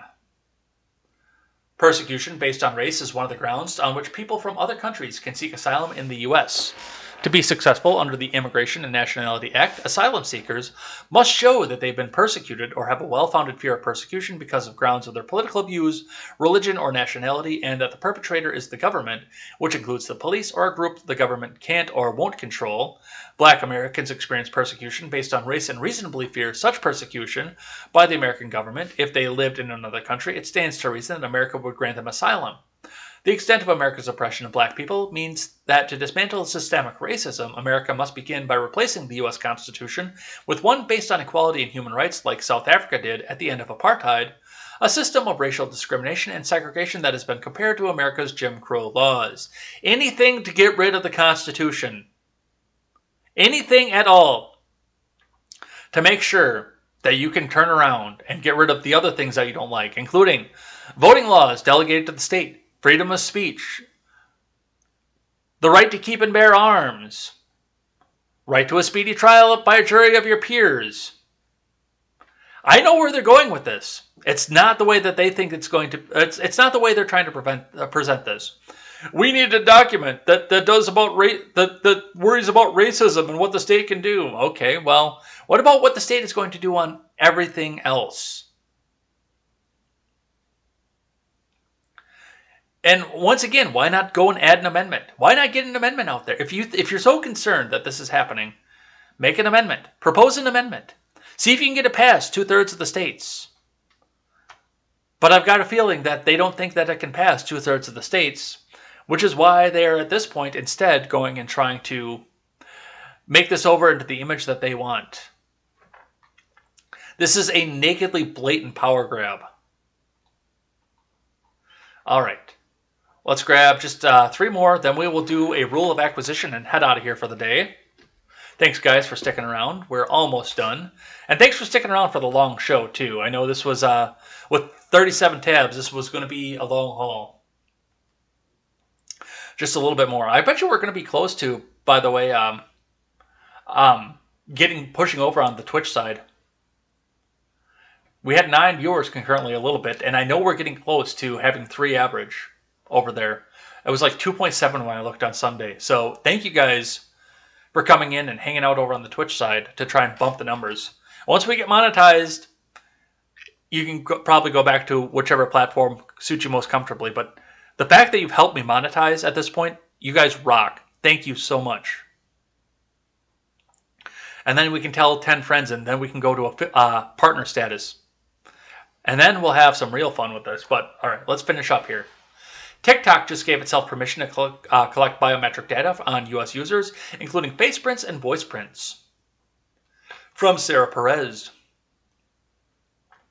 A change to TikTok's U.S. privacy policy on Wednesday introduced a new section that says the social video app may collect biometric identifiers and biometric information from its users' content. This includes things like face prints and voice prints, the policy explained. Reached for comment, TikTok could not confirm what product developments necessitated the addition of biometric data to its list of disclosures about the information it automatically collects from users, but it said it would ask for consent in case such data collection practices began. The biometric data collection details were introduced in a newly added section, image and audio information, found under the heading of Information we collect automatically in the policy. This is the part of TikTok's privacy policy that lists the types of data the app gathers from users, which is already fairly extensive. Yeah, all social media at this point is collecting large swaths of data from you. TikTok, it's in the description, but we knew that it was there. It's already in the terms of use. And so is your Instagram. So is your Facebook. So is your Twitter at this point. They're collecting all the same kind of data from them.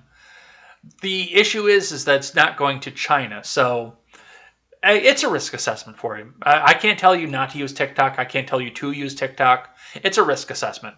Just assess your own level of risk, what you think is acceptable, and make the decision. But always read the terms of use as well. All right. From iClarified. Apple employees returned to the office in a letter to Tim. They protest the return to the office in a letter to Tim Cook. A group of employees have sent an internal letter to Tim Cook and Apple's executive leadership protesting the requirement that employees return to work in the office beginning in September. According to The Verge, the letter was started on a Slack channel for remote work advocates. The channel has around 2,800 members. The letter asks Apple to allow individual management teams to make decisions that are best for their teams, noting that while in the office, a lot of work requires remote communication. Orgs are rarely co-located within walking distance, let alone the same building, meaning our best collaboration has always required remote communication with teams in the other offices and across time zones. Since long before the pandemic, we encouraged distributed work from our business partners, and we've been in a remote communication necessary company for some time, a vision the future that Steve Jobs himself predicted in an interview from 1990. And there is the full letter. I'm not going to do the full letter off of this, but this is another one of those things where I came out and said, this is what's going to happen. And I'm okay with this. I actually like this. Now, working in a warehouse, unloading trucks, I can't remote into my job. And I know a lot of people can't if you work in the grocery store, if you work in the hospital, if you work in several of these others, but like your data entry jobs, your office jobs, some of your secretarial, some of your financial things. I'd be hit or miss as to whether or not I would want a person in an office for that, just because, especially if you're transferring large amounts of money, that'd be, I don't know, a little bit too easy to embezzle from. But, a lot of these jobs out there, a lot of these office jobs, you don't need to be in person anymore. So you go away from living in the big cities. You don't have to try and make it in the big city. You can go live in a small suburb or even out in the country and still remote into some of these jobs, especially with the level that high-speed internet has come to across the country. 5G and even 4G is enough to video conference and come in and zoom in for your daily meetings. But there is, and I saw this coming at the beginning of the coup. A lot of people were going to realize that they didn't need to rent office space anymore. They didn't need to buy buildings. They didn't need to have, they still need to have a car to go to the grocery store, but they didn't necessarily need to go back and forth to work every day. They could work from home and then still, raise the family, have a couple more kids, have the kids in the Zoom classes, homeschool. This whole thing with the Common Coup changed the work landscape in a way that I don't think the Democrats anticipated. Yes, it crashed the economy for a bit, but on the other side of it, it opened up opportunities for a lot of people who are going to come home and they're going to realize how much taxes that they're paying and pump out a bunch of kids. Because they're at home, they're calm, and they can take care of the kids. One parent can stay home and work from home, get all their work done, and still take care of the kids. So yeah, we're going to start to see a lot more of this. And yeah, absolutely. Unless you're actually unloading boxes or doing equipment work or doing lab work for that matter, if you're just doing data entry, work from home. If you're banning users from your stuff, work from home. If you're reviewing content, work from home. Change the landscape. Take some of the cars out. Well, keep some of the value up on some of the cars, but take some of the cars off the road. You're all complaining about climate change. Why not? And hey, if these office buildings stay vacant for too long, they can be bought up and repurposed. You house the homeless, rather. There's another advantage. You get all these buildings that are just used for work, and if they can't get used for work, you can make apartments out of them. You can make them for super cheap, too, because the structure's already there. So I like this. I like this idea. All right, last one. Then we will do rule of acquisition number 4 and head out of here for the day. Bill Maher rails against free college, trashes higher education as a grift like Scientology with overpaid babysitters. From Paul Saka. HBO host Bill Maher delivered a scathing rebuke of colleges on Friday, calling higher education a racket that sells you a very expensive ticket to the upper middle class, and not even the upper middle class at some points. In Maher's New Rule segment of his real-time TV show, he argued against President Biden's American Families Plan, which is the host said would waste hundreds of billions of taxpayer money. So everyone can go to college and billions more for subsidized childcare so our kids can go to school while we go to school. He said liberals are wrong for believing that the more time humans spend in classrooms staring at blackboards, the better. Maher railed against free college by stating, "I don't know if free college is a left-wing thing, but is it really liberal for someone who doesn't go to college and make less money to pay for people who do go and make more?" The answer isn't to make college free, Maher claimed. The answer is to make it more unnecessary, which it is for most jobs, so that the 2/3 of Americans who either can't afford to or just don't feel shut out. The HBO host pointed out that some colleges look more like vacation resorts and that institutions of higher learning. He grumbled that colleges are now giant luxury daycare centers staffed with overpaid babysitters. The University of Missouri has a river grotto inspired by the Playboy Mansion, he joked. Texas Tech has one of the largest water parks in the country that includes a 25-person hot tub, tanning deck, water slide, and lazy river. Maher also blasted the work ethic of students, claiming that 1/3 of students now spend less than 5 hours a week studying. He also slammed the curriculum of current-day universities, wisecracking that courses include sports marketing history through Twitter, advanced racist spotting, intro to microaggressions, and you owe me an apology 101, he pointed out. Why is China kicking our ass? Because in 2019, we issued more undergrad degrees in visual and performing arts than in computer and information science or math. Maher highlighted that the ever-growing cost to attend college since 1985, the average cost has risen 500%. It doubles every 9 years. Every year it increases at 4 times the rate of inflation, and yet no one knows how to change a tire. And yes, they're absolutely going through and doing that, and Maher's right. I can't believe I just said those words, but Bill Maher is right. Bill Maher is absolutely right on this. He comes out and, what is college at this point? What is it? You go there for 13th through 16th grade. There was a girl that I followed on Instagram for a little while, and she said the same thing. She goes off to one of the UW schools here, and she's got these picture frames. First day of 13th grade, first day of 14th grade, first day of 15th grade. You're going to college for a specialized field. It's not an extension of high school at this point. But once again, as I pointed out when I made my student loan video, as I pointed out with this, if you start to take away the ability for people to borrow money for a gender studies degree because you won't get a return on investment, and what I'm saying with that is make the loans forgivable in bankruptcy, you're going to see a lot of these kids not going to school anymore because they can't afford to do so. And a lot of the tuition costs coming down. Because that's going to be the most important thing for the colleges, to have the asses in the seats. And if they can't get the asses in the seats at the astronomical prices that they're putting out there, then they are going to have to lower prices.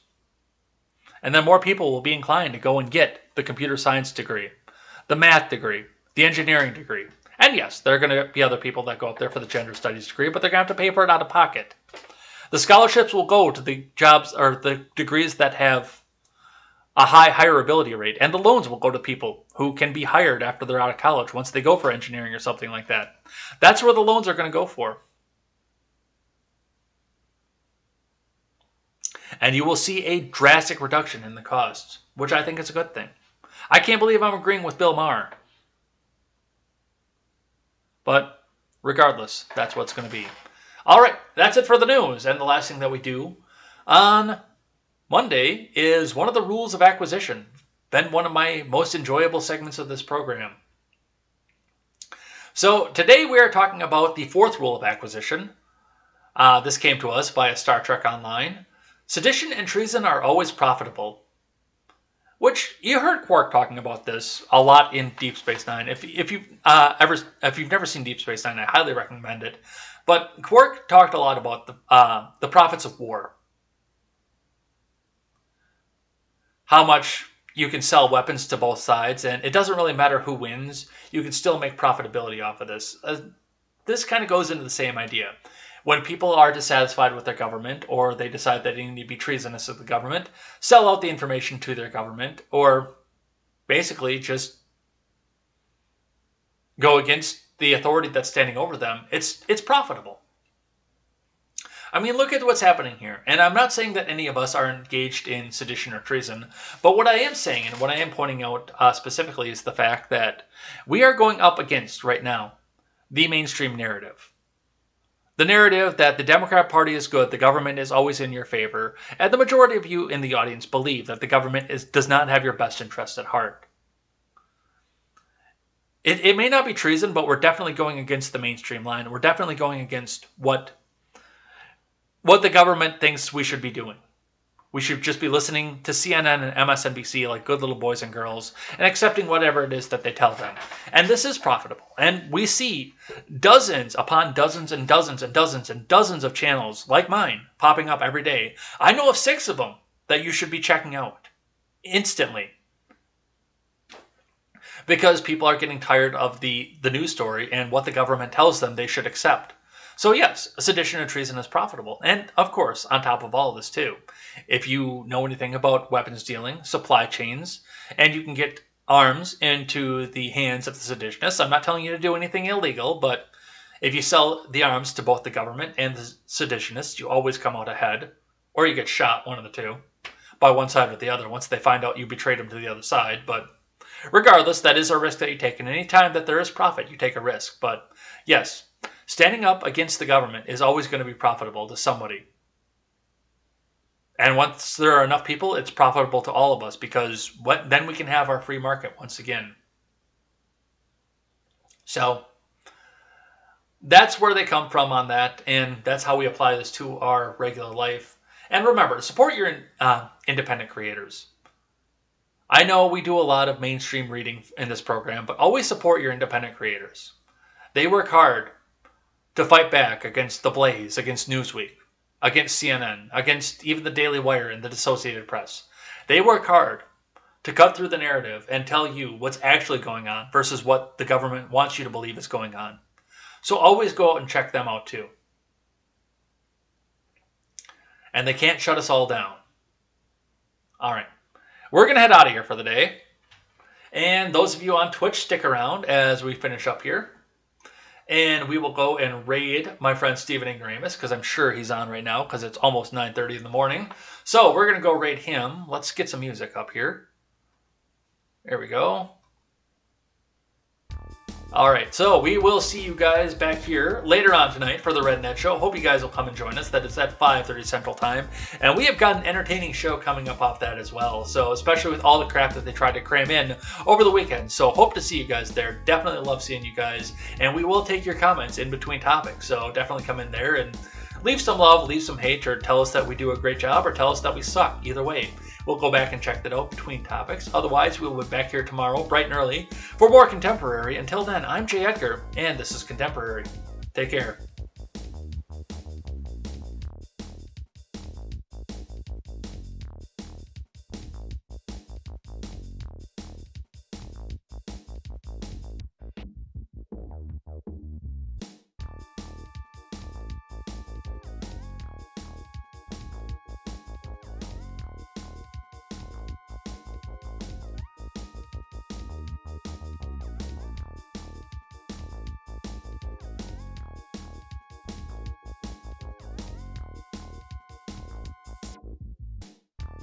Everything is so gay.